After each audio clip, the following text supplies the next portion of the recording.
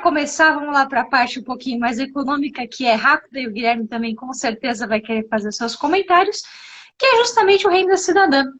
Sabe o que aconteceu com o Renda Cidadã? Adivinhem vocês, teve uma nova tentativa de emplacar o Renda Cidadã, que na verdade, né, é uma reedição do que a gente pode chamar aí das pedaladas fiscais, né, ou das pedaladas ou da contabilidade criativa. Eu já tinha agendado para vocês na quarta-feira de que o grande problema de se criar renda cidadã ou de se manter um novo programa aos moldes que o governo queria é justamente como financiar. Afinal de contas, a gente está num momento de pandemia, num momento muito controverso, e como que a gente faria para financiar esse renda cidadã?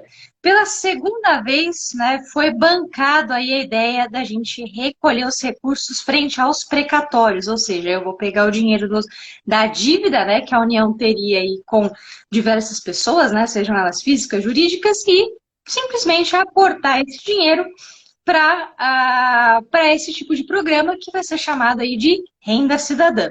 Ainda está sendo discutido se de fato vai se chamar Renda Cidadã, porque parece que o nome não pegou muito bem, mas, por enquanto, a gente vai chamar de renda cidadão. O que aconteceu? O Ibovespa, né, o mercado financeiro, a hora que recebeu essa notícia, que acolheu a notícia de que a gente estaria dando um calote, ou o que eu chamei na live passada de um calote ao quadrado, foi que o Ibovespa simplesmente despencou 2,41%. O que quer dizer? O mercado falou, peraí, vai ter uma situação de pedalada e muito provavelmente, né, a gente vai se encaminhar aos moldes do que aconteceu com a presidente Dilma Rousseff via ali contabilidade criativa. Então o mercado viu isso como uma maneira extremamente negativa, até porque o mercado detesta a ideia de que a gente está aumentando a dívida, né, que a gente vai dever e pode se encaminhar para uma situação complicadíssima de calote. Então o mercado está super preocupado com isso. E não bastando isso, qual que é a principal ideia de financiamento do Renda Cidadã? É trocar, isso eu já tinha agendado para vocês há um bom tempo, é trocar o nome do Bolsa Família para um molde bolsonarista.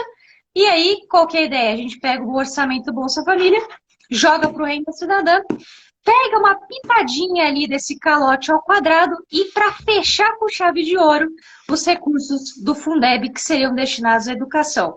Eu diria o seguinte, a fórmula para o caos está completamente fechada para uma situação muito complicada para o presidente da República, para o Jair Bolsonaro. Isso vai ser extremamente complicado se for bancado em termos políticos, né? O que também é muito difícil. O custo político de se aprovar isso é altíssimo. Então a situação está cada vez complicada. Paulo Guedes está nervoso, está inclusive brigando com o pessoal do BNDES, entre outros órgãos aí, então está brigando, ele está se queimando cada vez mais, o que também afeta o mercado financeiro, o que também o Paulo Guedes teve e muito que se explicar, teve que explicar o que estava acontecendo para o mercado acalmar, e o mercado não gostou nem um pouquinho dessa notícia. Então a gente continua nesse vai e vem, as coisas continuam bem complicadas para o governo em termos do renda cidadã. Último dado para o Guilherme comentar, para vocês terem ideia, a manutenção do renda cidadã vai gerar apenas, né, as pessoas que terão acesso a esse tipo de benefício, será apenas de R$300. Então, assim, é um custo político muito alto para um valor muito baixo. E não sei se compensa, né, Guilherme, esse risco político de você entrar numa situação de pedalada fiscal e muito provavelmente se encaminhar para um desenho ali de impeachment aos moldes de 2015, aos moldes de Dilma Rousseff. Então, eu acho que a gente está se encaminhando aí para uma coisa complicada, bem complicada. Nathalie, é bem complicado mesmo, principalmente porque, né, a gente tem que sempre lembrar que a partir de janeiro a gente já não tem mais o auxílio emergencial.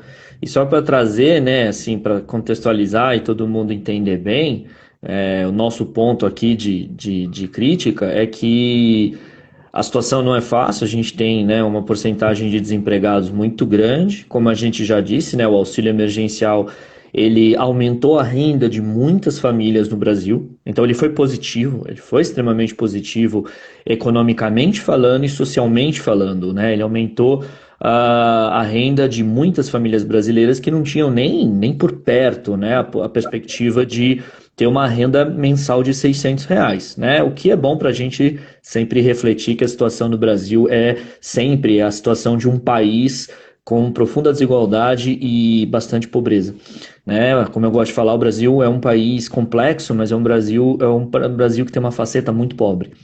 E a situação é o seguinte, né? A gente em janeiro não tem mais esse auxílio. O que você vai ter a partir de janeiro é efetivamente tão somente o Bolsa Família, que gira em torno de cento e pouco reais, né? Sempre lembrando, o Bolsa Família, ele por mês, né? Desculpa, por mês não, por ano, ele custa para o governo 30 bilhões de reais. Então, veja, por ano. O auxílio emergencial, ele custa por mês 50 bilhões de reais. Se a gente for olhar o orçamento que foi, né, já designado para o ano que vem, o Brasil é um país grande, todo mundo percebe, o Brasil é um país grande, é um país com um orçamento que é enorme. O orçamento do Brasil para o ano que vem gera em torno de 1 trilhão. Aí você pode pensar, né? Pô, mas 1 trilhão? Será que a gente não vai conseguir achar esses 50 bilhões por mês aí, ou até um pouquinho? O problema é que desse orçamento de 1 trilhão, praticamente, né, quase 90% dele já está comprometido. Por quê? Porque são os pagamentos obrigatórios que o governo deve fazer por lei, por conta justamente da Previdência e da folha de pagamento de toda a estrutura burocrática, né, o chamado, né, a folha de pagamento do funcionalismo público, que tem que pagar, você tem que pagar os funcionários. Então, o que resta do orçamento do Brasil não comporta um programa tão pesado como esse. E aí o que a gente tem nessa situação, né, nesse contexto, né, econômico, nós temos um presidente que não quer tomar decisões impopulares. A gente tem um presidente que, como a gente já comentou de certa forma em outras lives, a gente tem um presidente que ele quer sempre arcar com bônus, mas não lidar com ônus. E ele tem que entender que ser presidente da República é tomar decisões.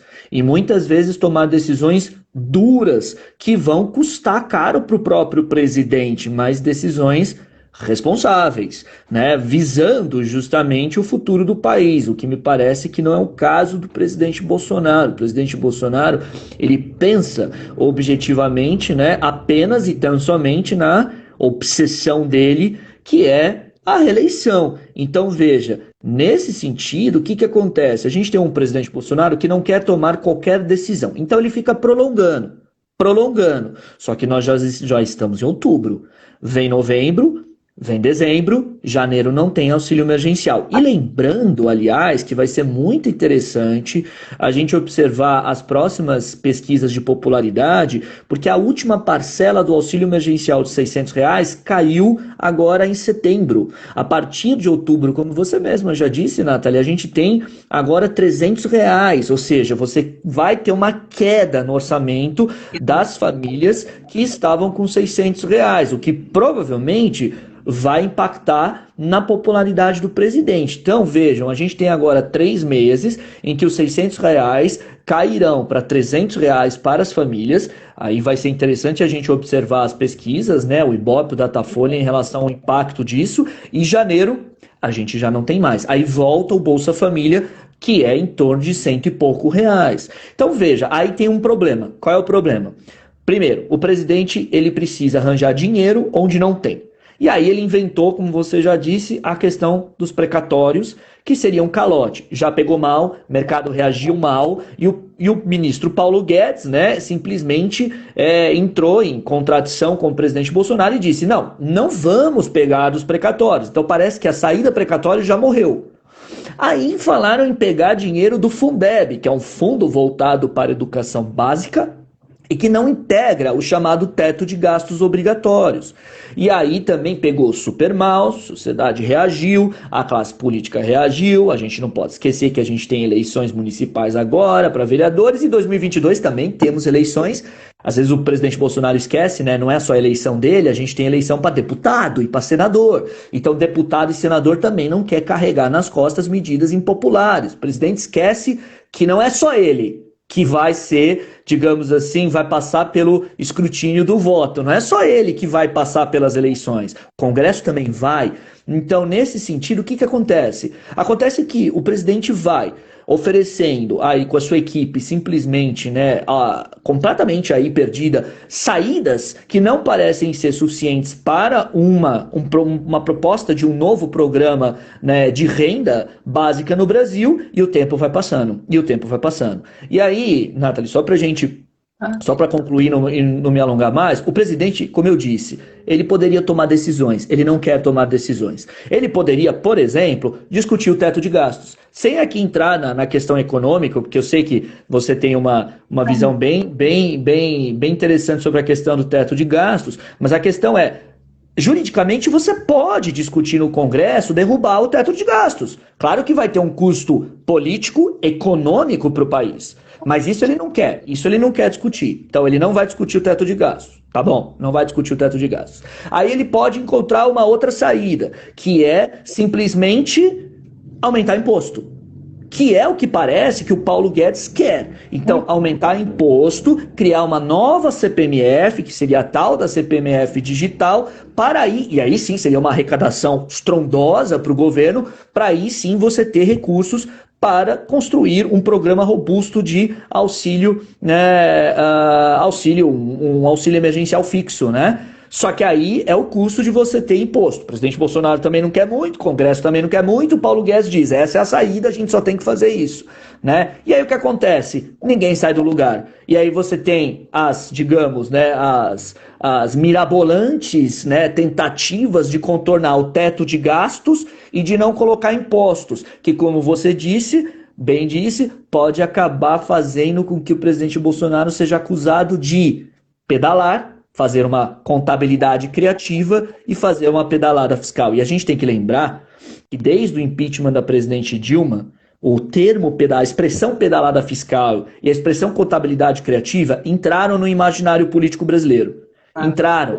As pessoas não falavam disso, ninguém falava disso, né? Tanto que quando a Dilma começou a fazer isso, trocando justamente, né, dos bancos, pegando o dinheiro dos bancos, da Caixa, etc., eles perceberam que ninguém ligava, ninguém olhava para isso, eles começaram a fazer mais, até que aí deu tudo errado. Mas, né, isso é uma coisa que pega muito mal para a opinião pública, pega muito mal para o mercado financeiro. Se você virar e falar para o mercado e para a classe mesmo de investimentos do Brasil que a gente vai romper o teto, já vão ficar muito bravos. E se aí fizer ainda uma contabilidade criativa, uma pedalada fiscal, vão também ficar muito bravos. E por que vão ficar muito bravos? Porque a gente sabe que aí a crise econômica vai se agravar lá para frente. Porque aí a gente sabe que a gente vai flertar com a possibilidade, né, Nathalie? Você pode até falar um pouco mais disso. A gente vai flertar com a possibilidade de aumento de juros, de inflação, né? A gente vai flertar com algo muito grave para todos nós lá na frente por causa da irresponsabilidade de um presidente que não quer tomar decisões. Que não quer tomar decisões impopulares e só quer tomar decisões que visem direta e objetivamente a reeleição dele. E sempre lembrando, a reeleição dele é daqui, se for o caso, 2 anos. É muito complicado o país ficar com um presidente nesse direcionamento, nesse tipo de política, durante 2 anos, não querendo decidir nada e apenas simplesmente visando diretamente a reeleição dele. E nisso tudo, né, só para terminar, o ministro Paulo Guedes, que era o super-ministro, já virou um despachante, né? Se colocou numa situação ridícula, virou despachante do presidente, né? De super-ministro ele virou despachante, né? Porque ele é humilhado toda hora, né? Ele entra em choque com outros ministros, a gente teve uma briga dele agora, né? Com outro ministro, um chamou de fura-teto, irresponsável, etc. Ou seja, o outrora super-ministro virou um mero despachante, né? Virou um mero despachante de mirabolantes tentativas que a gente tem percebido, nem passam às vezes na mesa dele, né? Porque eu acho, Nathalie, sinceramente, que essa questão dos precatórios nem passou na mesa dele. Que ele não sabia. Porque a reação dele depois foi uma reação muito interessante e brava dele falar, não, a gente não pode contar com precatórios. E aí a gente pergunta, peraí, você não era um ministro da Economia? Você não é ministro da Economia? Como é que então vocês falam em precatório e depois você vem falar 2 dias depois que não pode contar com precatório? A gente percebe que tá uma bagunça, né? Tá uma bagunça.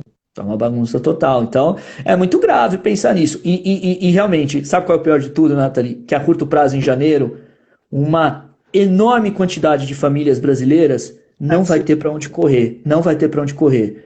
Não vai ter mais R$ 600, não vai ter auxílio emergencial. A gente não pode esquecer que muitas das famílias que ganharam auxílio emergencial não eram contempladas com Bolsa Família, tá? A gente tem que lembrar disso. Muitas delas não tinham acesso por conta dos requisitos, né, que se deve ter para se poder ter o Bolsa Família. Muitas famílias brasileiras em janeiro, com toda essa demora e essa bagunça, estarão numa situação grave, sem renda, sem emprego e sem perspectiva, graças a um presidente que, obviamente, não está preocupado com elas, mas sim com os dados de sua popularidade. Só para fechar, o Guilherme puxou um assunto muito interessante para deixar um comentário para vocês pensarem, né? Eu costumo brincar, geralmente, quando a gente está estudando cálculo, essas coisas mais complicadas, né? Que ser humilde nos cálculos é muito mais... é bonito, né? Quando a gente começa a enrolar muito, a coisa começa a ficar complicada. E por que eu estou falando isso? Eu acho que o Brasil, tanto em 2015 como agora, começa a se complicar, começa a se enrolar nas possíveis soluções para crises e a coisa começa a desandar. E tem uma coisa interessantíssima para a gente se pensar. Em 2015... o posicionamento da presidente Dilma, no caso, na situação, era que ela queria mandar, ela queria martelar a situação. Ou seja, ela queria tomar a decisão.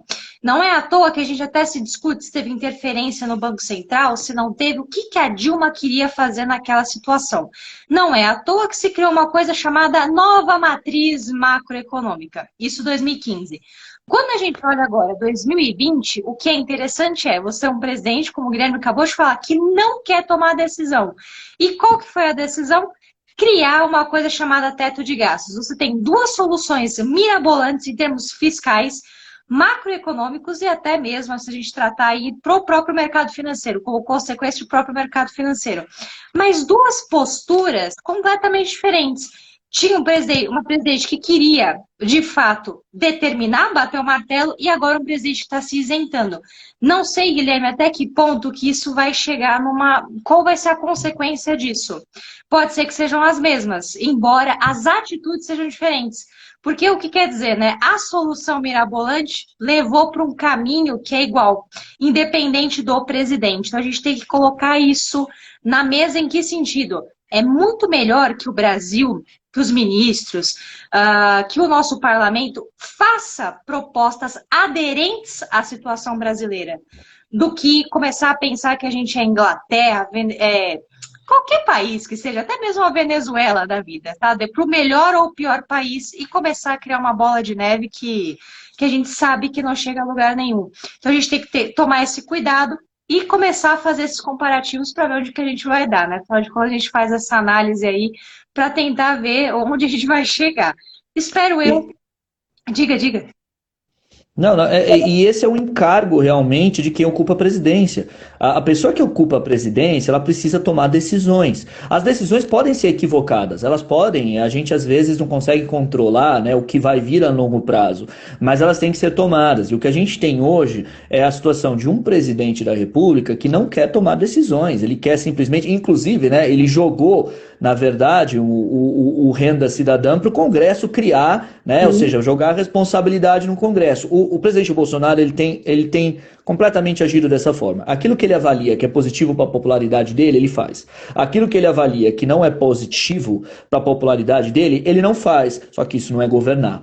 Governar é tomar medidas impopulares também. Governar é também tomar justamente decisões difíceis que ele não quer tomar. Então, infelizmente, a gente tem hoje, né, não só, como a gente tem falado, né, um desgoverno, mas a gente tem um comando que é um comando extremamente centralizado e focado de maneira subjetiva numa pessoa, no futuro de uma pessoa e não de um país. E é engraçado que ele se esquece, e aí realmente é uma coisa que deixa a gente muito preocupado, que ele não é o único que vai passar, mais uma vez, pelas eleições de 2022.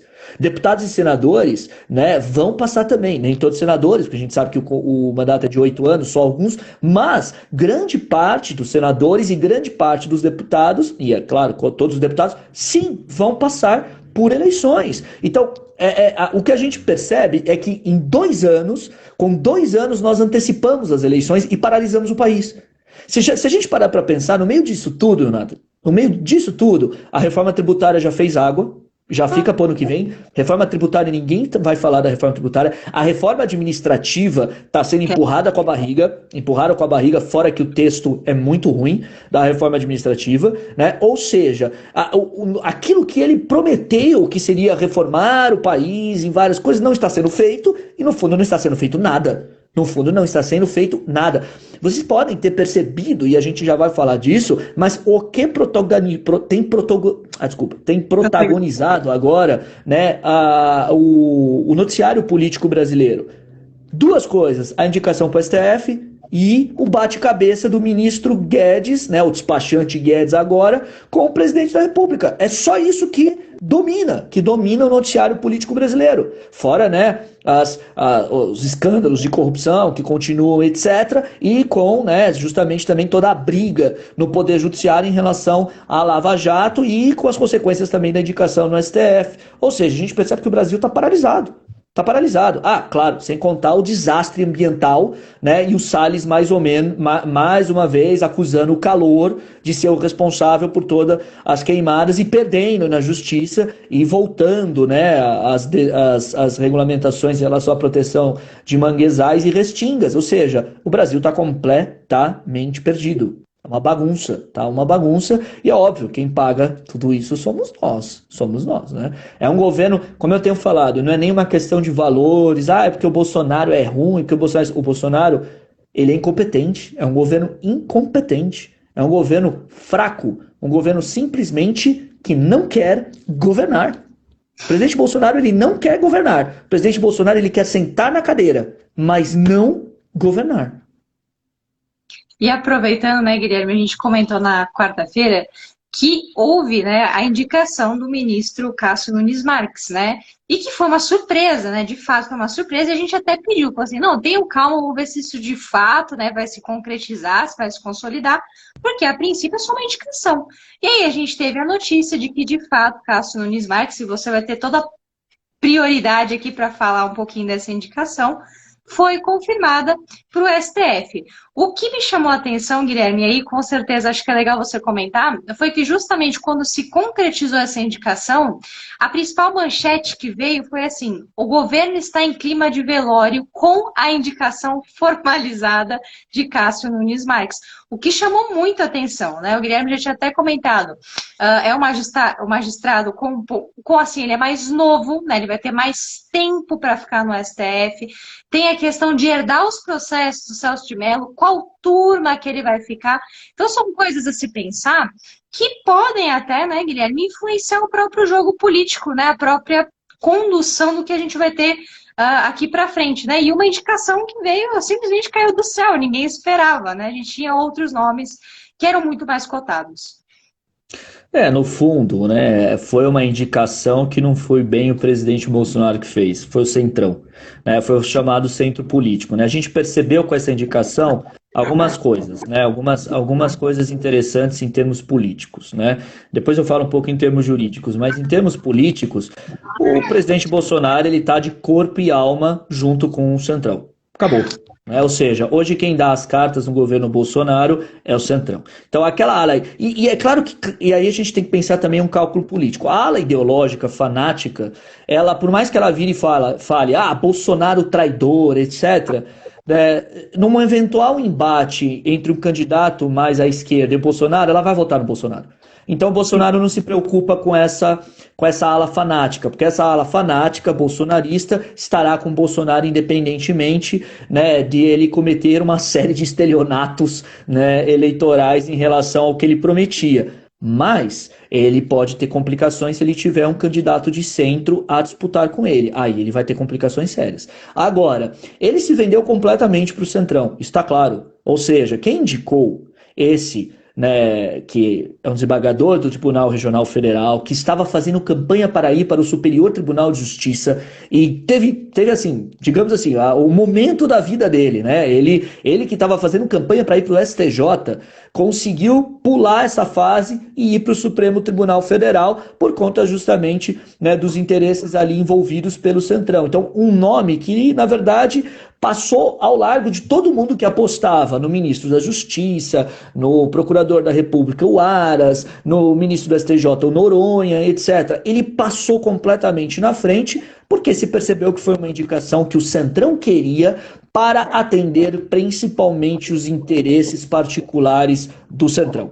Em termos de longevidade, como você bem disse, ele é um ministro novo e vai ficar muito tempo no STF, ele é um ministro conservador, católico, isso deixou a ala evangélica que apoia o Bolsonaro muito insatisfeita, né? Eles queriam o tal do terrivelmente evangélico, né? A gente teve até uma entrevista do pastor Silas Malafaia bem bravo com o Bolsonaro por conta disso, né? Mas claro que aí o Bolsonaro tem um trunfo, porque ano que vem ele ainda tem um outro ministro a indicar, porque o ministro Marco Aurélio vai se aposentar, mas ele causou insatisfações gerais, porque se esperava um outro perfil, se esperava um perfil mais ideológico, um perfil mais reacionário. Ele acabou escolhendo um perfil de um conservador moderado, porém de, né, grande, né, digamos, trânsito no centrão, e que faz com que a gente pense que justamente ele está lá para enterrar de uma vez por todas a Lava Jato. E aí é curioso, porque enterrar a Lava Jato significará também, dependendo das decisões do Supremo Tribunal Federal, né, anular os processos que envolvem o novo desafeto do presidente Bolsonaro, que é o ex-juiz e ministro da Justiça, Sérgio Moro.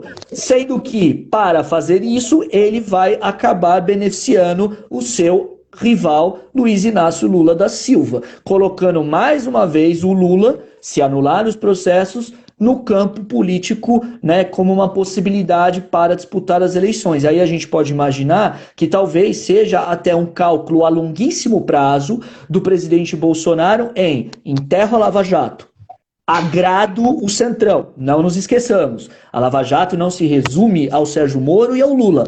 A Lava Jato é bem grande. A Lava Jato envolveu uma série de processos, a Lava Jato teve abusos, teve defeitos, mas teve qualidades. Então não sejamos aqui maniqueístas e falamos, eu sou contra ou a favor da Lava Jato. A Lava Jato é complexa, ela é complexa, mas ela foi e atingiu e atinge muita gente envolvida no Centrão.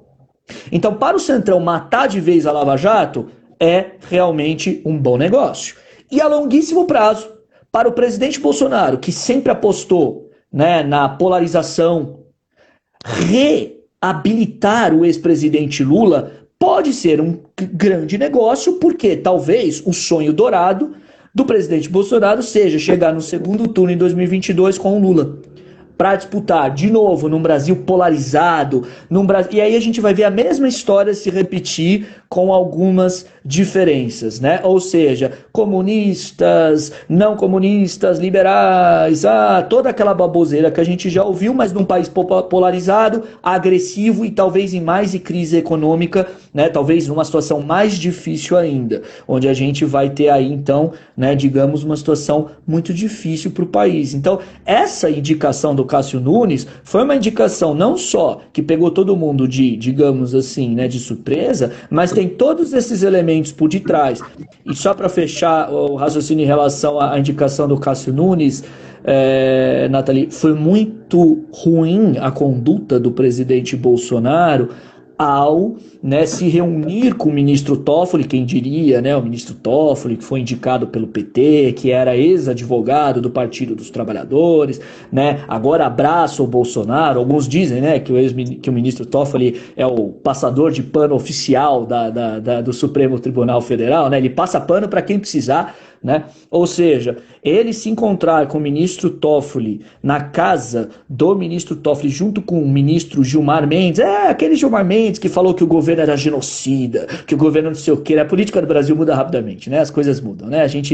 A política é muito falada da boca para fora, né? Inimigos ontem, amigos hoje. E aí, esse encontro foi muito ruim, porque foi um encontro que foi feito sem que o atual presidente do Supremo Tribunal Federal estivesse presente ou soubesse, ou seja, causa muito desconforto para o Fux, que inicia sua gestão, fora o desrespeito ao ministro Celso de Mello, que ainda não se aposentou. É como se o presidente Bolsonaro estivesse falando do morto enquanto o morto está vivo, né? Ou seja, uma situação de muito desrespeito causou um mal-estar muito grande no Supremo Tribunal Federal. A gente começa a perceber que o Supremo Tribunal Federal ele também tem suas divisões, a gente dá para falar assim, suas panelinhas políticas, né? O alinhamento entre Lewandowski, Toffoli e Gilmar Mendes e Fux, né? Fachin, Barroso, Alexandre de Moraes numa outra ala. Ou seja, a gente vai ver no que vai dar tudo isso, porque justamente essa indicação ela causou muitas consequências e tem causado muitas consequências, né? Ou seja, mal-estar no Supremo Tribunal Federal, desrespeito ao ministro Celso de Mello, que ainda não se aposentou, né? Um mal-estar em relação principalmente ao presidente Fux do Supremo Tribunal Federal, com esse encontro completamente, né, absurdo entre o ministro Toffoli, presidente da República, e Gilmar Mendes. E ao mesmo tempo esse atendimento ao Centrão. E só para a gente lembrar, e para fechar esse assunto, Nathalie, é tão absurdo, as coisas às vezes, o absurdo quando ele se torna comum, a gente nem consegue mais perceber, né? Mas vocês imaginem, o Supremo Tribunal Federal está investigando o presidente da República. E o presidente da República se encontra com os juízes do Supremo Tribunal Federal e abraça eles na casa deles, né? Recebem um ou outro ali sem nenhuma formalidade, se abraçando como velhos amigos. Então é aquela coisa, queria eu na vida sempre ter um juiz que me investigasse e eu pudesse receber ele em casa para tomar uma cerveja comigo, quer dizer, uma Itubaína, né? Porque agora é Itubaína que o presidente fala, né? Ou seja, é uma situação muito absurda. Ou seja, cadê a imparcialidade do Supremo Tribunal Federal? Cadê o papel do Supremo Tribunal Federal, que é guardar a Constituição e zelar pela Constituição? O Supremo Tribunal Federal ele entrou num nível de politização, a gente sabe que é um tribunal político e jurídico, mas ele entrou num nível de politização profundo, em que simplesmente a própria função dele está se perdendo, que é uma função de zelar pela Constituição, ou seja, a qualidade e o nível do Supremo Tribunal Federal está caindo demais, e aquele que a gente aprende, né, todos aqui que estão assistindo a live, aprenderam lá, separação de poderes, Montesquieu, Locke, freios e contrapesos, isso está virando balela. Tá virando balela. Alguém de vocês aqui acha que o Cássio Nunes será barrado no Senado, sendo que o Centrão que indicou ele, é óbvio que não vai ser barrado, ele já está aprovado. Essa sabatina é pro forma, essa sabatina, nem vejam essa sabatina, isso é perder tempo, né? Isso é pro forma. Então vejam como no fundo a gente tem uma relação entre os três poderes muito não saudável, e um fortalecimento do poder executivo muito preocupante no Brasil, e um papel ao qual os ministros do Supremo Tribunal Federal têm prestado, que é realmente da gente ficar preocupado, decepcionado e temer pelo nosso futuro. Mas afinal de contas, Guilherme, a justiça é cega, então não se preocupe, dará tudo certo. É cega, surda, muda, né? Ela só é aquela coisa, ela é cega, surda e muda, mas ela tem lado, né? Pois é.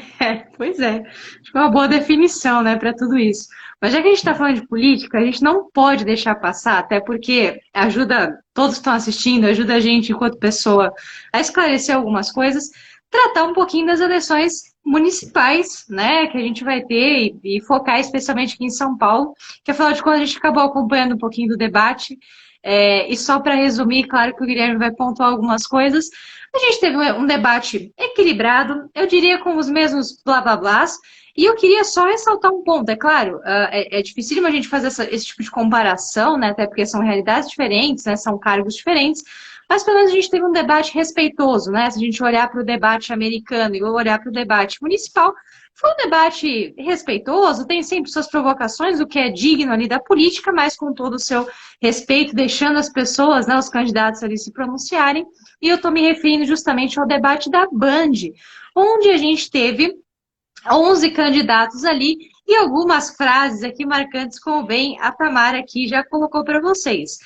Eu queria ressaltar aqui algumas coisinhas antes que foram interessantes, né? Primeiro, né, a gente tem a figura, algumas figuras novas, né? Tanto do Novo como do Partido Verde, por exemplo, mas que chama um pouco a atenção, até o posicionamento do Partido Verde, né? Uma das falas, né, ali da candidata, Helenou, né? Mariana, se não me engano, Helenou. Marina Elu. Marina Elu, obrigada, Guilherme. Que ela colocou o seguinte, né? A causa das enchentes em São Paulo, foi uma coisa que me chamou muita atenção, né? A causa das enchentes em São Paulo é justamente o aquecimento global. Eu não sabia que bueiro entupido era a causa do aquecimento global, do efeito estufa, do buraco da camada de ozônio. Fiquei um pouco chocada, né? Um pouco de coerência lógica faz bem, né? Lógico, é lindo, a gente tem que fazer isso. A gente tem que defender o meio ambiente, mas com um pouquinho de consciência. Então, essa foi uma das frases que chamaram a atenção. As frases icônicas do russomano, assim, que aqui dá para a gente ficar listando diversas aí, mas eu faço o convite para vocês para darem risada, mas não para acreditarem, nessas frases que estão sendo divulgadas pelo próprio site do candidato, na página do Facebook. Tem os highlights ali interessantíssimos, tá? São frases ali que de muito efeito, se assim eu posso dizer. E, lógico, os outros candidatos exploraram isso, colocaram à prova o passado do russomano, o programa, tão famoso programa que eu prefiro até não citar qual que é, onde ele extrapola em algumas questões, se apresentando ali como advogado do povo, né, e que foi muito bem ali explorado. Lógico, a gente também tem que fazer um comentário aqui, de certo modo, um pouquinho maldoso, se assim eu posso falar, mas o russomano estava com uma aparência péssima no debate, né? Até o Bruno Covas, que acabou de sair de um tratamento, teve Covid, etc., parecia estar melhor até que o russomano. A gente não sabe se estava cansado, o que estava acontecendo, né? O que chamou bastante atenção da fragilidade ali do candidato. E uma outra frase, Guilherme, também que foi, assim, icônica, foi justamente a proposta da Joyce, onde, né, a culpa dos acidentes de trânsito, dos motoboys, é porque justamente a gente não tem tecnologia. E eu concordo com ela. Só que ela esqueceu de um detalhe. O melhor capacete da liga da NFL, de futebol americano, é feito por um brasileiro que tem como consequência congelar, né, a parte do cérebro onde tiver o impacto. Isso é tecnologia brasileira, tá? E o que ela criou? Ela revolucionou essa ideia do capacete.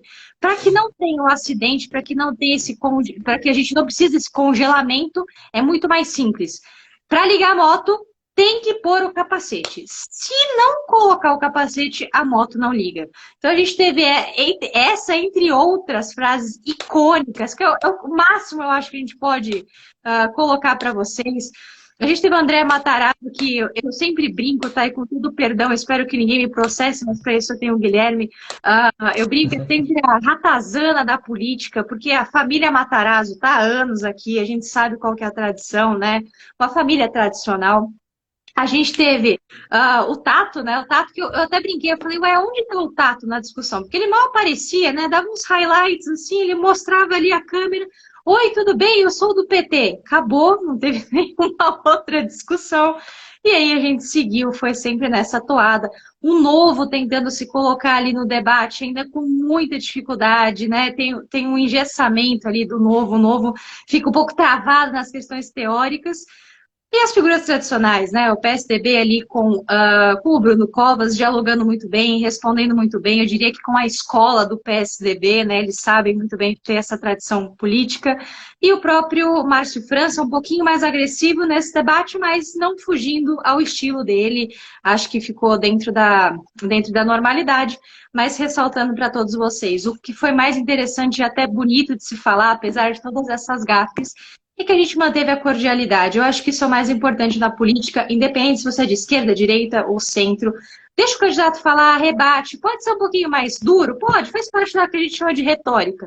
Mas sejam sempre respeitosos. Isso é o melhor. E o bom é que gera muitos memes, gera muita discussão para a gente sempre ter o que falar, né? A gente sempre sai em pérolas, não adianta. Na hora do debate, na hora do fervor, na hora dessa retórica, a gente solta essas pérolas e é para vocês darem risada. Então, por isso que eu pelo menos, estou adotando esse tom aqui para brincar com vocês.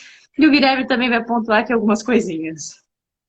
Eu acho que é interessante porque é como a gente pode aqui fazer uma breve brincadeira, né? A língua portuguesa ela tem dois mal, né? Ela tem o mal com L e o mal com U, né? Eu diria assim que os candidatos ali eles foram mal com L, né? Eles não foram bem, diferentemente das eleições americanas, onde um Trump foi mal com U, né? Ele não foi bom.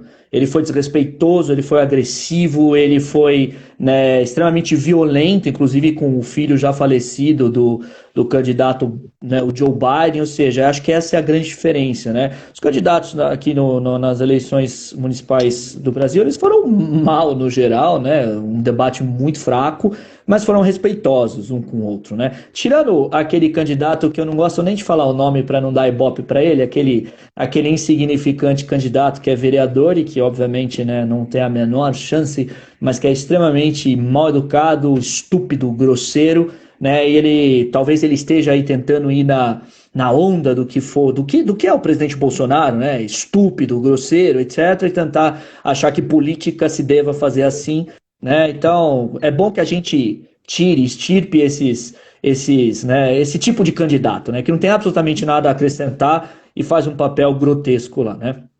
Mas tirando esse candidato, que obviamente ali não tem o que se falar, além da falta de educação, compostura e qualquer qualidade intelectual ali que me faça ter respeito por ele, mas os demais candidatos foram mal no geral em termos de propostas, né? Propostas, como você disse, né? Algumas ridículas, né? Patéticas, da gente dar risada e falar, meu Deus do céu, olha o nível, né, das propostas. Embora então ali respeitosos um com o outro, mas propostas muito ruins. De qualquer maneira, né, o que a gente percebe é que o quadro eleitoral aqui em São Paulo parece caminhar. Parece, né, porque ainda há espaço para a gente ter, né, uma alteração, mas parece que ele não vai fugir da polarização entre o Bruno Covas e o Celso Russomano, com uma possibilidade do Bruno Covas levar no primeiro turno ainda essa eleição. É uma possibilidade mais remota, a possibilidade mais digamos assim, mais viável agora e que parece ser de um segundo turno entre Bruno Covas e Celso Russomano, o que dá algumas sinalizações para nós, né? Primeiro, né, as eleições municipais não são iguais às eleições nacionais. São Paulo é uma cidade diferente do Brasil. O Brasil é complexo, com várias realidades, com muita desigualdade. São Paulo é uma cidade desigual, é óbvio, mas muito menos desigual que o país. É uma cidade mais rica que o país. É uma cidade mais escolarizada que o país. Então nós temos também, então, aqui, para as eleições municipais, um outro tipo de eleitor. O que faz até com que os candidatos tivessem que tomar um pouco mais de cuidado. Como eu disse, né, esse candidato aí, que não vale a pena dizer o nome, ele não entendeu ainda que a eleição municipal não é igual à nacional e ele está querendo dar uma de Bolsonaro wannabe aí, né? Ou seja, então, nesse sentido, a gente percebe que o eleitor paulistano ele continua muito antipetista, né? Veja que a intenção de voto no Gilmar Tato é pífia, extremamente antipetista, porém já tem demonstrado um cansaço com o bolsonarismo. Então o eleitor de São Paulo ele é hoje antipetista e está se cristalizando também como antibolsonarista, o que leva, né, a entender que o paulistano muito provavelmente escolherá uma saída de centro. E essa saída de centro me parece que será uma saída de centro mais à direita, que é o que o Bruno Covas, né, parece ser. De qualquer maneira, é como a gente tinha conversado na live passada, Nathalie, né? O Bruno Covas ele é um candidato de centro, e o candidato de centro ele tem pautas tanto da direita quanto da esquerda, tanto o Bruno Covas quanto o Márcio França, né? A centro-direita ela dialoga com a centro-esquerda e vice-versa. O centro foge da polarização. Então, uma coisa que é importante a gente fazer é uma diferenciação semântica aqui no Brasil. Gente, não confundam centro com centrão. Quando a gente fala de centrão, a gente está falando daquele fisiologismo, daquela política velha que domina o Brasil, daquela política que é sem ideologia, que é toma lá da cá. Não se esqueçam, o Crivella, que hoje está com o Bolsonaro, foi ministro da pesca da Dilma. Né? Esse centrão que apoia o Bolsonaro apoiou a Dilma, e a Dilma caiu porque a Dilma simplesmente fechou a porta para esse centrão quando a Lava Jato também estava chegando, dentre outros fatores, né? Ou seja, não confundam centrão com centro. O centro, ele é uma posição de moderação na democracia, tanto a centro-direita quanto a centro-esquerda.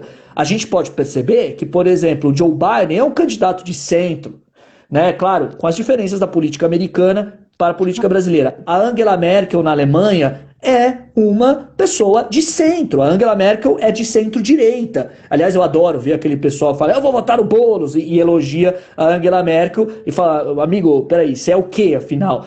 A pessoa nem sabe. Mas claro, não há problema nenhum. Não há problema nenhum em uma pessoa de centro-direita admirar uma pessoa de centro-esquerda, uma pessoa de centro-esquerda admirar uma pessoa de centro-direita, e uma pessoa de direita admirar uma de esquerda e vice-versa. Isso é democracia. Isso é democracia saudável e não essa coisa que a gente está vivendo cheia de agressividade e desinformação. Mas parece que o eleitor paulistano ele está já cansado desse bolsonarismo, então ele está se tornando antibolsonarista, mas ele continua antipetista. Ele continua antipetista, o que faz com que abre-se aí, né, digamos, um sinal vermelho para a esquerda composta no Brasil de PT e PSOL, para eles entenderem que a narrativa deles não está colando aqui em São Paulo.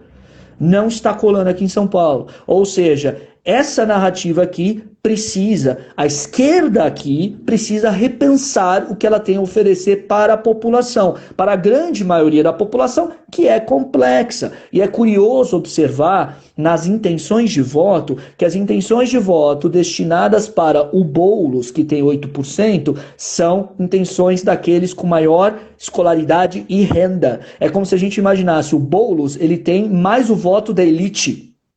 E o Bruno Covas e o Russomano têm o voto dos mais pobres aqui em São Paulo.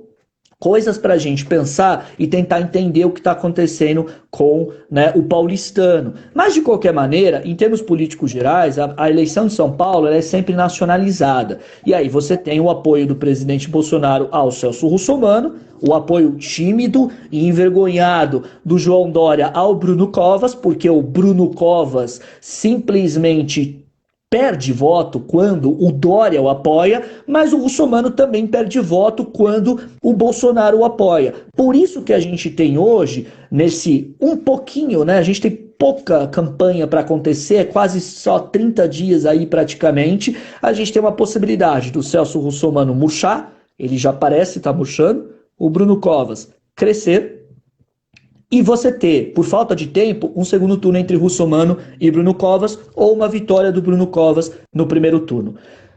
Se alguém me perguntar sobre a perspectiva do Boulos, eu repito, eu duvido muito que o Boulos consiga crescer do patamar de 8%, por causa desse antipetismo, por causa justamente, né, de tudo que o PT não conseguiu ainda, né, digamos, se reciclar e oferecer uma nova, né, um novo discurso para o próprio país. Ou seja, o discurso do PT está muito desgastado. E é claro, aí vocês podem me falar, peraí, mas o Guilherme, o Boulos não é PT. Pera lá, a gente sabe que se o Boulos vencer as eleições pelo PSOL, ele governará com o PT. Né? Ou seja, o eleitor também tem essa percepção, não todo, mas uma maior parte do eleitorado de São Paulo sabe que uma vitória do Boulos leva o PT ao poder também, porque você não governa sozinho, o pessoal não vai governar sozinho.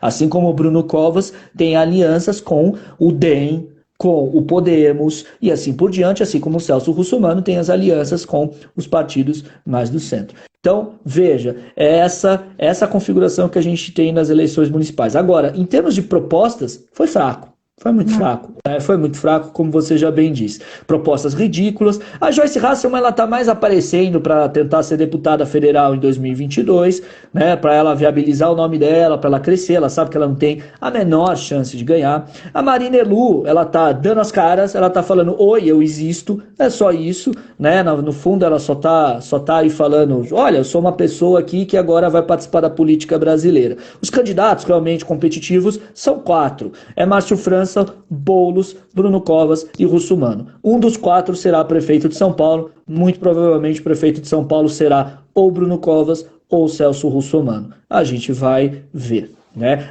E só para fechar, né? Só para fechar esse raciocínio, e sempre lembrar, a questão do centro ela é tão complicada hoje nessa polarização do Brasil, que se o Bruno Covas for para o segundo turno com o Russomano, o Bruno Covas será acusado pelo Russomano de ser esquerdista, como a Joyce Hasselman já chamou o Bruno Covas de esquerdista, comunista, socialista, etc. Né? Se o Bruno Covas for para o segundo turno com Boulos, o Boulos vai acusar o Bruno Covas de ser direitista, né? Ser bolsonarista, direitista, farinha do mesmo saco. Ou seja, o centrão, não o centrão fisiológico, mas o centro moderado, etc., ele sempre fica meio que, né, sendo esmagado pelos mais extremos, pelos discursos mais extremos. Mas, mais uma vez, o eleitor paulistano é diferente do eleitor nacional, do eleitor brasileiro, são eleições completamente diferentes, né? Eu queria só deixar a pergunta para a gente depois ir para o cenário internacional, se alguém aqui pode de fato me definir o que é um direitista e o que é um comunista. Se vocês conseguirem me dar essa definição, eu me dou por contente, Guilherme, porque até hoje, olhando todo o cenário político, tudo que acontece, eu não consigo definir, porque ora para um eu sou direitista, ora para o outro eu também sou comunista. Então, para mim, são quase sinônimos ali, a depender de quem vem. Então, é uma discussão que também não leva a nada. A polarização é sempre muito ruim para a democracia, porque a polarização ela faz justamente com que pessoas mais moderadas se sintam espremidas, ora acusadas de serem X, ora acusadas de serem Y, né? E aí você acaba ou tendo que optar por um dos extremos. E quando a gente tem uma eleição majoritária, que é a eleição para os executivos, governo, prefeitura e presidência, você sempre tem um segundo turno. E o segundo turno ele acaba sendo bipolarizado.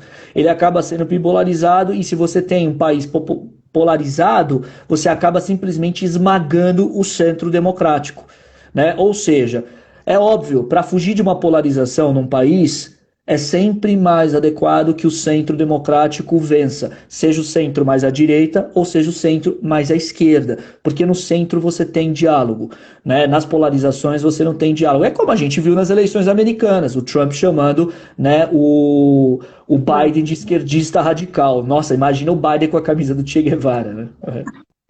Negócio surreal. Até porque acho que o Biden, né? Se a gente fizer uma comparação bem grosseira, o Biden aqui no Brasil seria basicamente o João Amoedo, vamos falar assim, no Brasil, porque é tão bizarra a comparação que, enfim, né? As pessoas descabido. Exatamente. Completamente descabido.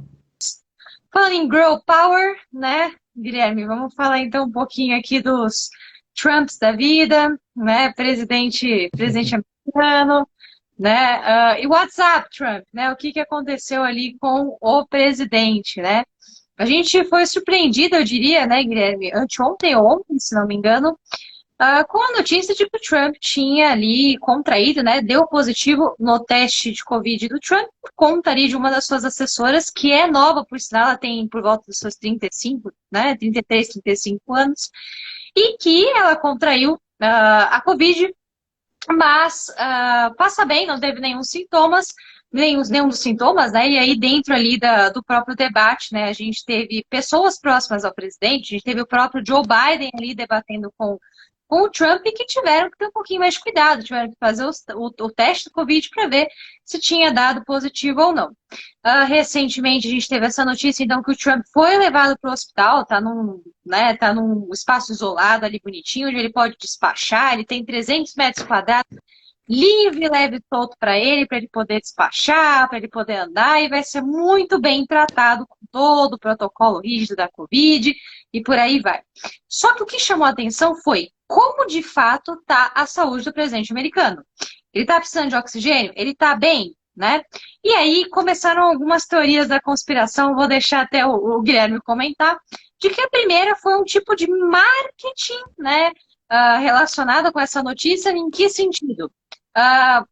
Desculpa fazer essa comparação, mas grossamente falando, a facada do Bolsonaro. Coitadinho do presidente, ele pegou Covid, tadinho, né? Ele foi lá, se cuidava, usava máscara quando necessário e, infelizmente, ele pegou a Covid. o que pode levar a uma empatia dos eleitores. Então, essa é a primeira hipótese que foi ali aventada. E a segunda é que, de fato, ele pegou a Covid e o estado é grave, né? Inclusive foi questionado, tá? Tem um grupo de pesquisa, um grupo de estudos ali, um WhatsApp falando a língua mais popular entre os jornalistas para saber o que de fato está acontecendo. Foi um conglomerado ali dos jornais, mas que está se discutindo que ele realmente está pálido, tem problemas de colesterol, problemas de obesidade, entre outras coisas. Já saiu essa notícia hoje, Guilherme, não sei se você chegou a ver, que o presidente adorava comer KFC enquanto ele fazia as viagens no avião presidencial. Então, enfim, começaram a se surgir essas notícias e que ele estaria utilizando o tipo de maquiagem para deixar o Trump um pouquinho mais rosinha, para parecer um pouquinho mais apresentável, né, nas suas declarações. E lógico, ele vem ao Twitter falar que os médicos são maravilhosos e que vai dar tudo certo. E teve também a notícia, né, Guilherme, daquele grande antiviral ali, vamos falar assim, um super combo ali de antibióticos que foi feito por um teste no Trump ali, e que talvez ele venda mais esse antibiótico, esse coquetel, do que a própria cloroquina, que já foi afirmado que não tem nenhuma validade, e a gente sabe que o presidente já fez o uso aí como se fosse uma prevenção para a Covid, e não funcionou. O que funcionaria? Utilizar a máscara que ele infelizmente deixava no paletó, e que foi criticado, né? Ele que fez a crítica ao próprio Joe Biden, que usava aquela máscara gigantesca para se proteger.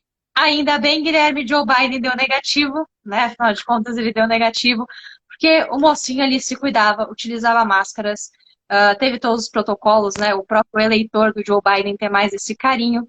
E vamos torcer para que ele não dê positivo por conta ali da contaminação do ar que a gente teve no debate, tanto ele quanto todas as pessoas que estavam ali no debate, que inclusive não utilizavam máscaras, né? E o próprio jornalista que foi o intermediário ali no próprio debate, né? Vamos torcer para que isso se concretize.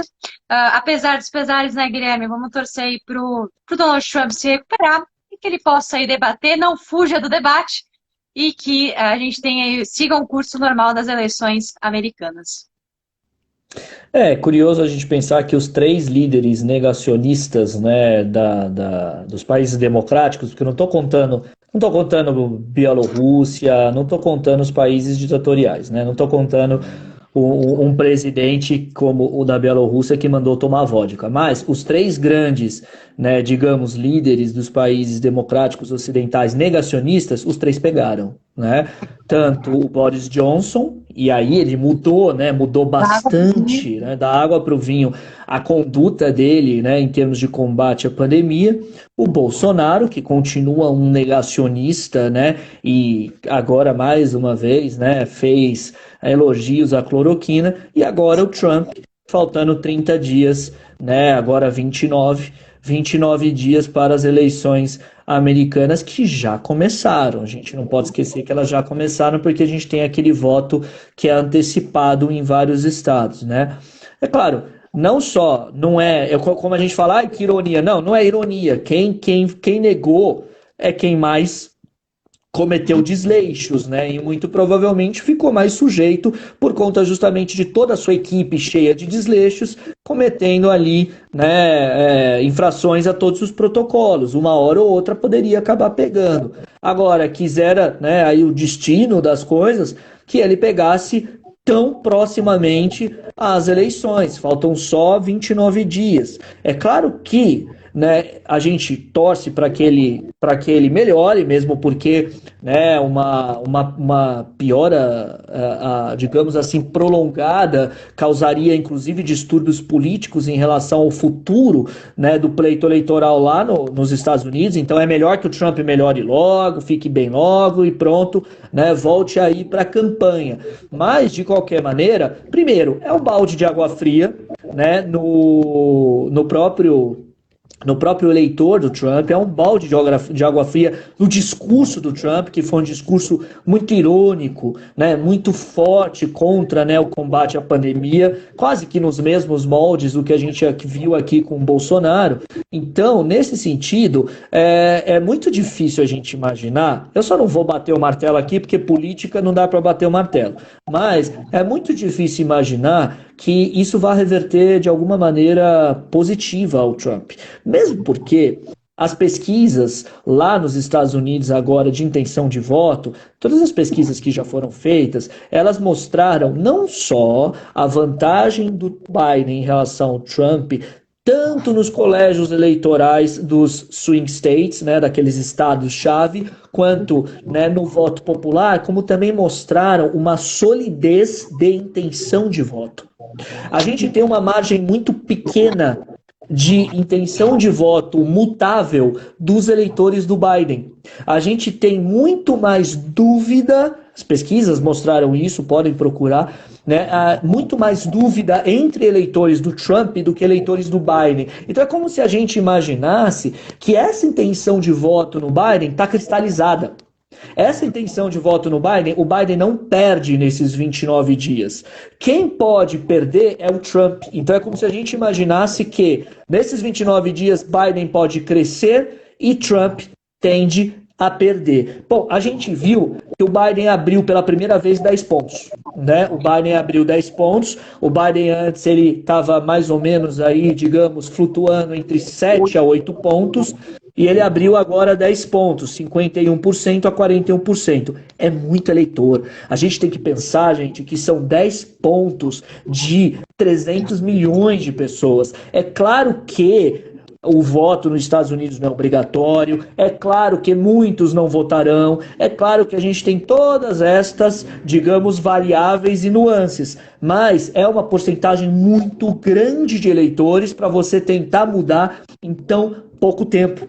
E é claro que, independentemente, né, a gente tem que imaginar que o Trump ele está fora do jogo, pelo menos durante uns 15 dias, 15 a 10 dias, ele não vai poder fazer comício, ele não vai poder ir nos estados-chave, pessoalmente fazer os seus discursos. A gente sabe que o Trump é muito bom de discurso, né? Para o bem e para o mal, ele é bom de discurso, né? Ele sabe, ele é carismático, a gente não pode negar, o Trump é carismático, o Bolsonaro é carismático, eles são carismáticos, a gente não pode negar isso. Então, quando você tem ali uma campanha tão difícil e tão disputada como essa, é fundamental que o candidato faça, né, essa campanha pessoal, que ele faça discursos, que ele fale para o seu eleitor, principalmente o seu eleitor que está em dúvida. Principalmente o seu eleitor que está em dúvida, porque uma de duas, o seu eleitor que está em dúvida pode, não que ele vá votar no Biden, mas ele pode deixar de votar.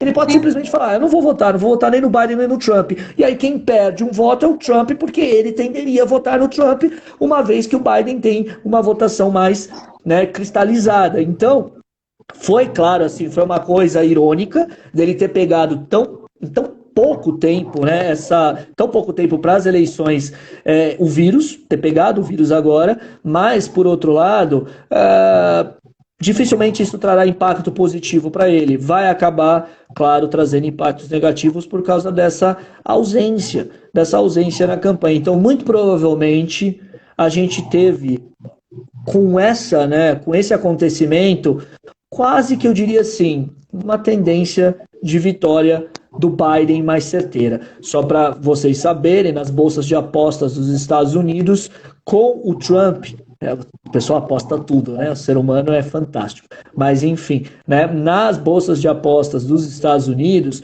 com o Trump contraindo o coronavírus, o Trump aumentou 1% de gente apostando nele, né? Só que as bolsas de apostas estão 60% para a vitória do Biden e 30 e pouco por cento para a vitória, né, 37, 38% para a vitória do Trump. Então, até nas bolsas de apostas, né, o Trump está numa margem assim muito distante da do Biden. Tudo pode mudar, a gente sabe que, né, a eleição é muito volátil, a gente sabe que pode ter digamos assim, alguma descoberta ali ou algum fato notório que possa impactar negativamente para o Biden, mas a tendência é realmente agora de uma consolidação, né, do Biden nessa dianteira, que é grande, é grande.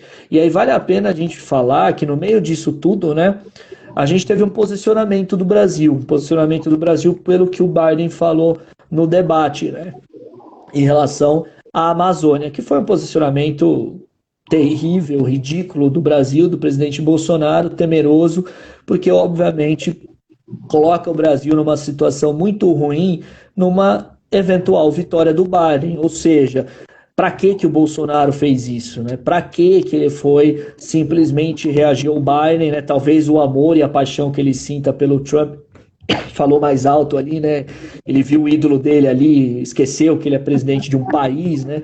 E ele viu o ídolo dele ali sendo machucado, né? E ele ficou um pouco bravo, né? E só para fechar esse raciocínio, Nathalie, você falou, né? Toda a maquiagem ali pro Trump ficar mais rosada é impossível, né? Porque ele é laranja. Eu acho que o Trump é anêmico ou apático, ele vai ficar laranja do mesmo jeito, né? É impressionante. Isso foi uma das coisas que mais chamou a atenção naquele debate horroroso, né? O Biden branco até não poder mais e o Trump laranja. O cara é laranja mesmo, né? É impressionante. Mas o mais engraçado, Guilherme, a gente estava até comentando tanto as eleições municipais como as americanas, no meio do debate, a gente vira e mexe, manda uma mensagem assim. Eu até comentei, eu falei pro Guilherme assim, só para vocês saberem, tá? Não é nada confidencial esse comentário. Eu falei assim, nossa, Guilherme, mas o Trump tá tão apático, tá estranho, parece que ele tá doente. Gente, eu juro que eu não desejei nada, não profetizei nada, eu só mandei, eu acho que ele está doente. Deu Covid. E só para responder aqui a Bia, e depois a gente tira a dúvida da Tamara também, se você pode tirar uma graninha, ó, segundo o forecast da The Economist, para vocês terem ideia, tá? A chance do Biden de ganhar as eleições nos colégios eleitorais é de 89%, enquanto do Trump vai ser de 11%. Na maioria de votos, o Biden leva 98%, enquanto o Trump leva 2%. Lógico, tem volatilidade, esses números mudam, mas acabei de abrir, tá? Então, na data de hoje, dia 4/10, esse é o cenário. Bia, se você quiser apostar, eu, com 98% de certeza, apostaria no Biden. Agora, uma coisa que é interessante a gente pensar, Natália, é que até antes da pandemia, o Trump era extremamente competitivo e todo mundo apostava numa reeleição dele. A pandemia, ela praticamente destruiu a candidatura do Trump porque ele reagiu muito mal à pandemia, foi um desastre, né? Os Estados Unidos com mais de 200 mil mortos e simplesmente, né, uma condução desastrosa com cada frase dele, cada desrespeito dele aos protocolos. E lembrando que os Estados Unidos está passando por um momento muito difícil, que é principalmente relacionado à questão do racismo e da violência policial. E no debate, a gente tem que lembrar que o Trump ele foi muito mal quando ele foi chamado de racista pelo Biden e ele simplesmente não falou, eu não sou racista. Muito pelo contrário, ele trouxe ali uma manifestação muito ruim e preocupante, que foi simplesmente, né, fazer ali um aceno a um grupo supremacista branco, né, o Proud Boys, que é, né, os garotos orgulhosos lá, que é um grupo racista de supremacia branca, né, em que ele simplesmente se manifestou, né, olha, stand by, e eu esqueci a outra frase agora, mas em português simplesmente era, né, fiquem atentos, mas se estejam prontos, né? Isso. Ah, lembrei, gente, desculpa, é stand back, but stand by, né? Isso. Ou seja, nesse sentido, isso foi muito, muito ruim para o Trump. Foi talvez o pior do que ele podia fazer no debate, porque isso não só acirrou, como é óbvio, ele perde uma boa parte do eleitorado americano aí. Ele perde uma boa parte porque ele assume ali uma postura racista. O Trump deixou claro no debate que ele é racista, que ele é um candidato racista. Então, nesse sentido, né, a gente teve duas coisas que efetivamente destruíram, né, a candidatura do Trump à reeleição, que até o início de 2020 era muito forte. Essa polarização e principalmente a conduta na pandemia. E lembrando que, né, os 3 líderes negacionistas pegaram a Covid. os 3 tiveram a Covid e quiser aí vocês que estão assistindo aqui, né, vocês podem reclamar com cada uma das divindades que cada um acredita aí, a gente vive num país livre de liberdade religiosa, cada um tem seu credo, você pode reclamar ou agradecer, mas o Bolsonaro foi a que teve a mais levinha, né? O Boris Johnson, ele acabou ficando entubado praticamente, e o Donald Trump, embora ele tenha agora há pouco feito um aceno, ele saiu do hospital, mas ele logo voltou para o hospital, mas a gente tem ali notícias de que ele teve que usar oxigênio suplementar, e inclusive, né, ele utilizou aquele coquetel composto pela, né, dexametasona, etc., que é voltado para casos mais graves de Covid. Então, Trump e Boris Johnson tiveram, né, uma Covid muito mais forte que o Bolsonaro, que teve uma mais levinha. E lembrando, em nenhum momento o Trump falou em cloroquina, né? Ou seja, para a gente aqui também pensar um pouco a nossa situação, quanto ela é difícil, né? Em relação, aliás, à pandemia aqui, que vai, de certa forma, um pouco, né, reduzida, porque muita gente está seguindo os protocolos, muita gente está, assim, tomando precaução, mas a gente tem aberto em alguns estados de uma maneira extremamente irresponsável, né, o que faz a gente ficar preocupado, porque a vacina ainda não chegou e a gente não termina com uma pandemia por decreto, né? Guilherme, uma coisa interessante que eu também estava pensando de não demonstrar uma fraqueza do Donald Trump, na verdade, é pelo que ele representa, né? Representar a nação americana, né? Em termos de relações internacionais, de geopolítica, etc., se assim a gente pode falar. Talvez mostrar um Trump muito debilitado, e por isso dessa maquiagem na cenourinha aqui, como vocês estão chamando, de não mostrar que os Estados Unidos estaria frágil, vamos colocar aqui nesses termos, né? Assim, com difícil condução para a Covid, né? Se o presidente da República não consegue se tratar da Covid, o que dirá os meros mortais? Então, os Estados Unidos estariam numa posição mais fraca, vamos falar assim, na hegemonia mundial. Eu acho que é uma outra análise que também poderia ser feita, e acho que você teria muito mais propriedade para analisar isso do que eu. A gente tem que perceber que também tem uma coisa, né? O Trump, quando ele ganha a eleição sendo, né, um tal de outsider, um candidato com um discurso extremamente, né, forte, virulento, né, numa contraposição a uma candidata mais fraca que tinha, né, uma associação com nome a escândalos de corrupção, etc. E ele ganha fazendo um monte, né, de mentiras, contando um monte de mentiras, fake news, etc.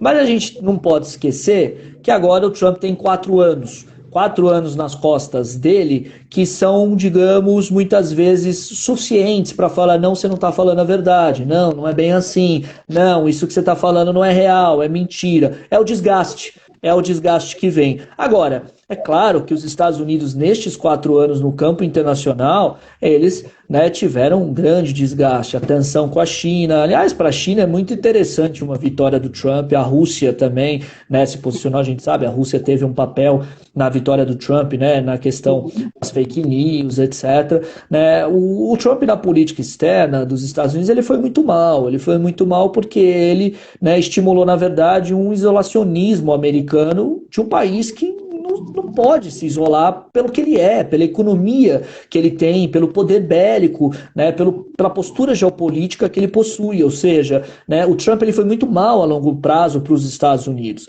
E, de certa forma, ele foi bem naquilo que ele, no fundo, também teve sorte de herdar, que foi o rearranjo e reorganização da economia dos Estados Unidos pela presidência do Barack Obama. Porque a gente não pode esquecer que o Barack Obama, com também várias contradições, o Obama tem vários pontos complicados, mas o Obama, ele reorganizou a economia dos Estados Unidos, que estava em frangalhos pela crise de 2008, pelo final da administração Bush, que foi desastrosa, e pela crise de 2008, que foi terrível. A gente ainda sofre efeitos da crise de 2008.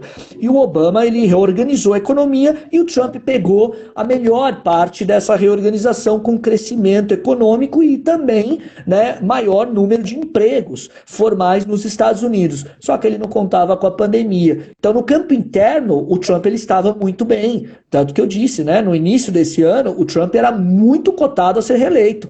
Dificilmente, né, a gente teria ali uma situação de um Biden vencendo o Trump se a gente não tivesse a pandemia do coronavírus. Mas, né, a pandemia acabou, de certa maneira, desestruturando demais pelas péssimas respostas, pelo negacionismo, pelos erros de um candidato que, na verdade, é um presidente ruim. É um presidente ruim, é um presidente desastroso, que estava, digamos ali, surfando numa prosperidade econômica que não foi ele que construiu. Ou seja, aquela velha história, alguém dá sorte de pegar a casa organizada, só que para você desorganizar demora. E aí quem vai se ferrar é o próximo, que chega e pega a casa desorganizada por esse que deu sorte em pegar a casa organizada e durante sua gestão desorganizou ela. Isso foi o Trump. Isso foi, na verdade, a administração Trump. E a administração Trump, por outro lado, como a gente já falou, né, e foi o que você pontuou, Nathan, em termos internacionais para os Estados Unidos foi muito ruim. Ela foi de diminuição do poder dos Estados Unidos, ela foi muito favorável a um crescimento político da China, da Rússia, né, ela fez com que justamente os Estados Unidos ficassem realmente, né, ficassem menores, né, no campo internacional, né.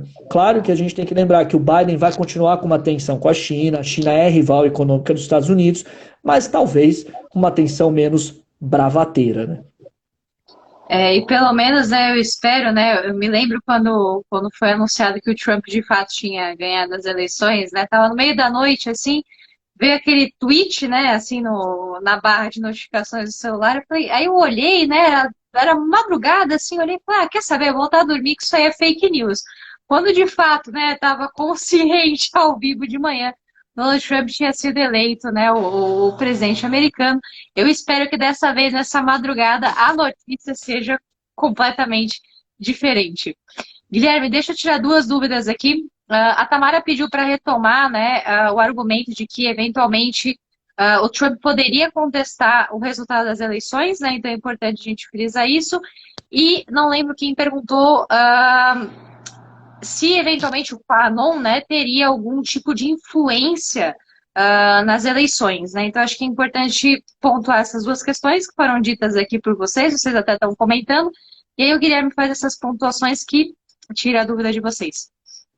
A gente tem toda a indicação de que o Trump vai judicializar essas eleições, né? Ele tem falado o tempo todo que as eleições vão ser fraudadas, que, né, candidatos têm recebido 2 cédulas de voto pelo correio. A gente tem que lembrar que a votação pelo correio nos Estados Unidos é uma tradição super antiga, né? É super antigo, então em várias outras votações nos Estados Unidos em eleições, praticamente eleições no século XX inteiro, a gente teve eleições por voto pelo correio, então isso é comum nos Estados Unidos, mas o Trump tem dito, sem prova alguma, de que essas eleições serão fraudadas por conta de cédulas que chegarão adulteradas ou duplicadas.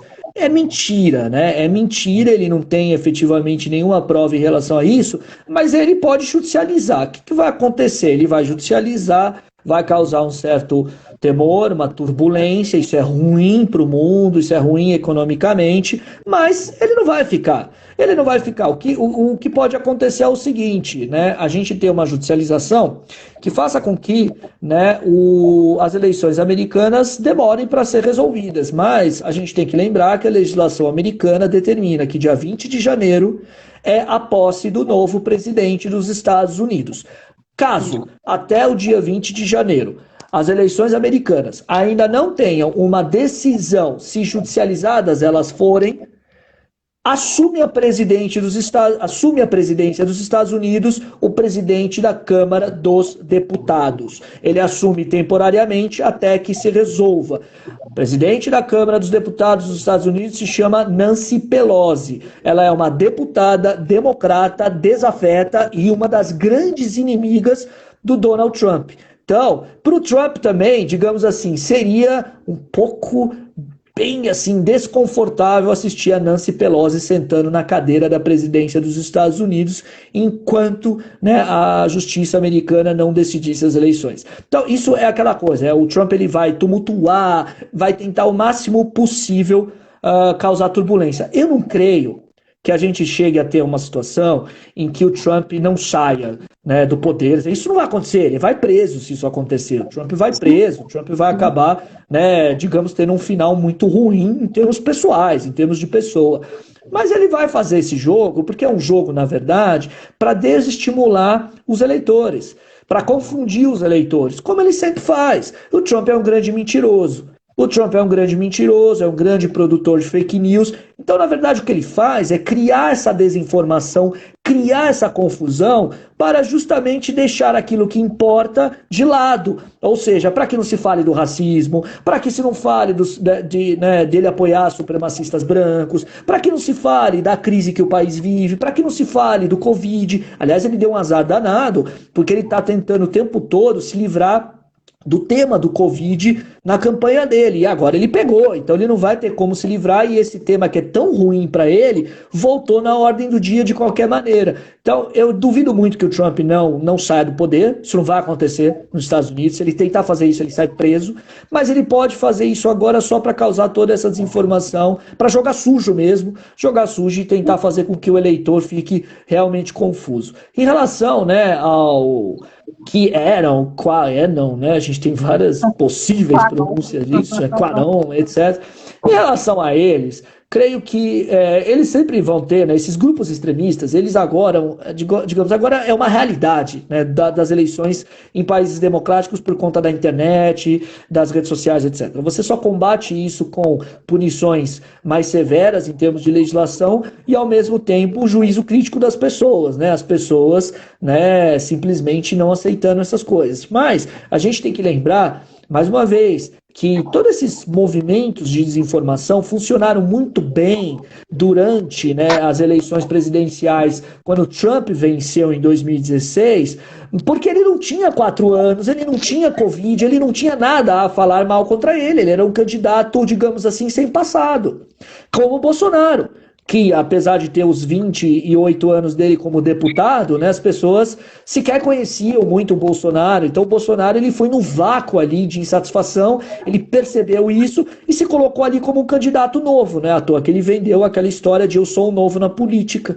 né, mas agora ele vai ter, assim como o Trump em 2022, se o Bolsonaro chegar lá, ele vai ter também, né, 4 anos para desgaste, para falarem, olha, você é mentiroso, você é um estelionatário, você se vendeu, etc.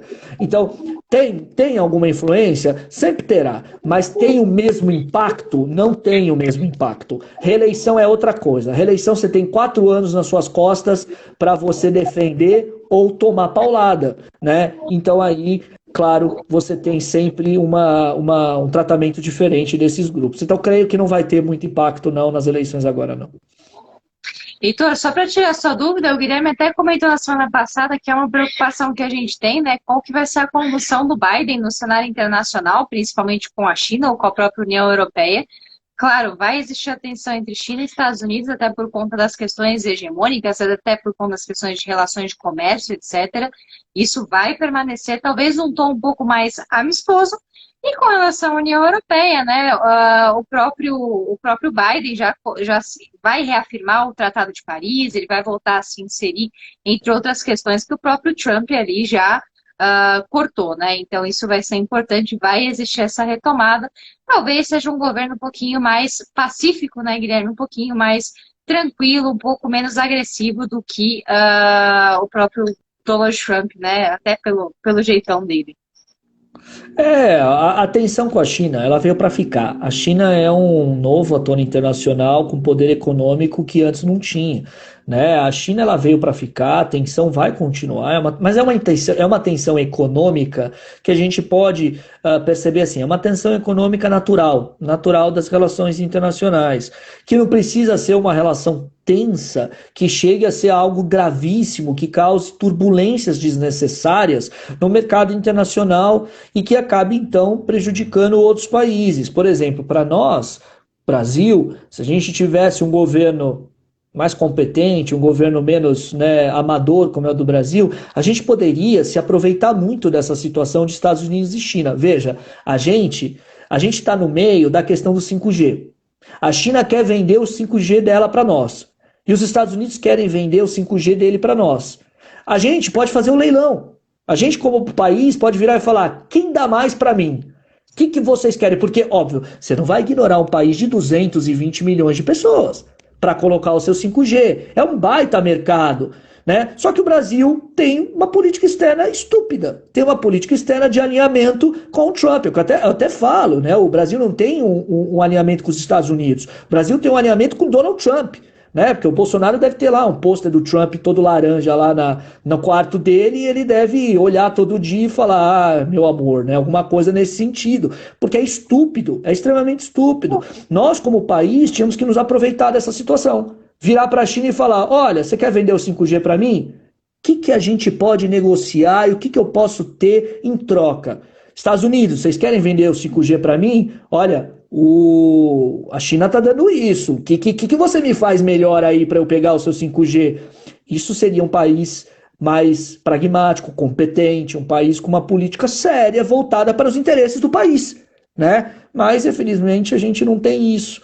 Né? Porque essa relação, essas tensões comerciais continuarão, isso é normal. A China vai buscar os interesses da China. Os Estados Unidos buscarão os interesses dos Estados Unidos. Né? Vamos parar com essa bobagem de né, quem é mais bonzinho. Nenhum país é bonzinho. O Macron, ele busca os interesses da França. A Angela Merkel busca os interesses da Alemanha, mas claro, ali a Alemanha e a França têm a União Europeia, então eles buscam os interesses da União Europeia. O Brasil tem que buscar os seus interesses, mas nós temos um presidente que não entende muito isso, que busca imediatamente os interesses pessoais dele, próprios dele, para atender inclusive, né, o sentimento de, né, fanboy que ele tem, né, em relação ao Trump, né? Ou seja, é triste, né? A gente ri, mas é triste, porque é muita incompetência. Mas, de qualquer forma, a relação tensa com a China vai continuar, mas ela vai mudar, principalmente porque o Biden vai favorecer as relações, né, institucionais no campo internacional. A gente pode ter uma tendência muito forte de uma reforma da Organização Mundial do Comércio, que pode ser muito favorável para o Brasil. Se o Brasil souber aproveitar, né, a gente vai ter um retorno dos Estados Unidos ao Acordo de Paris, um retorno dos Estados Unidos à Unesco, ou seja, um mundo mais institucionalizado e menos bravateiro como é com o Trump. Guilherme, mas o que a China tem oferecido com relação ao 5G, na verdade, são as sementes, né? As sementes misteriosas que têm aparecendo. Essa é a resposta chinesa, né?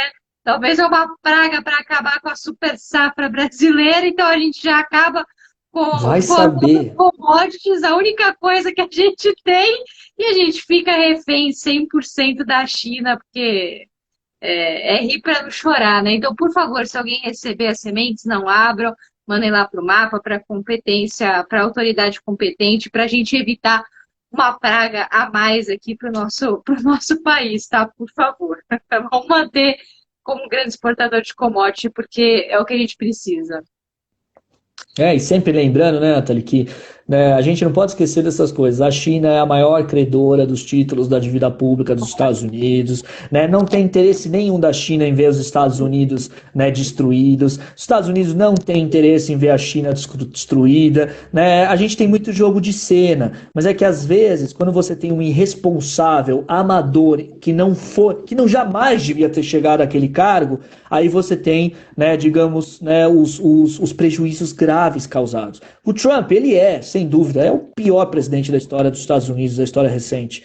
Né? É o pior presidente. O Bolsonaro é um presidente terrível porque ele é muito amador também. Né? Onde já se viu um presidente virar e falar, né, Joe Biden, o Brasil mudou, o que você acha? Nós temos soberania, etc. Dá vontade do cara, o Biden ri, né? O Biden ri. A gente tem, inclusive, né?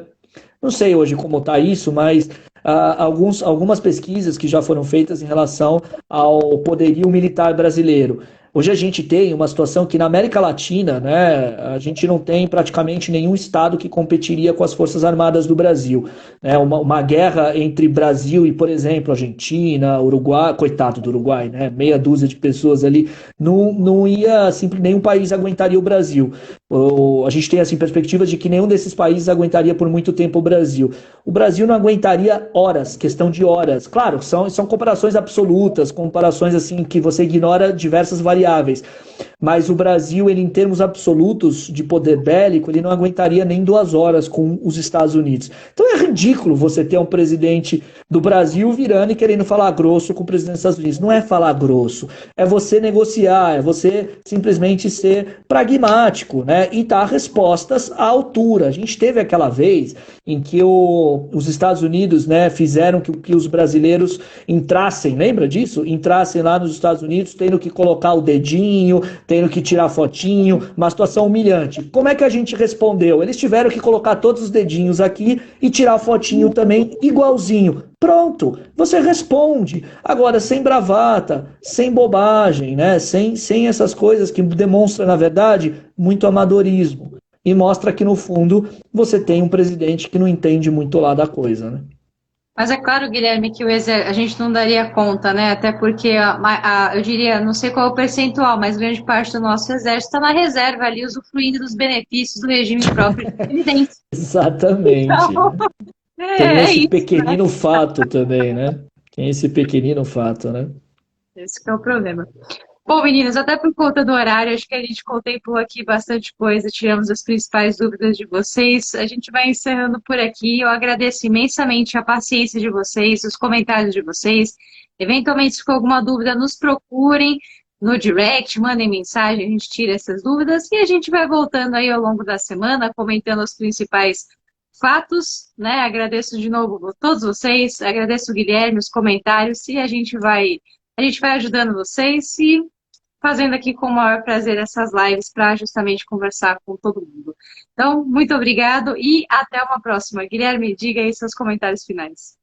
Muito obrigado a todo mundo, tá assim, nessa hora adiantada da noite aqui, de domingo, né, ter aqui compartilhado com a gente todas essas, né, essa conversa e só para fechar, né, eu sempre paguei minha internet, hoje é a operadora que resolveu cooperar, tá? Então mudou absolutamente nada.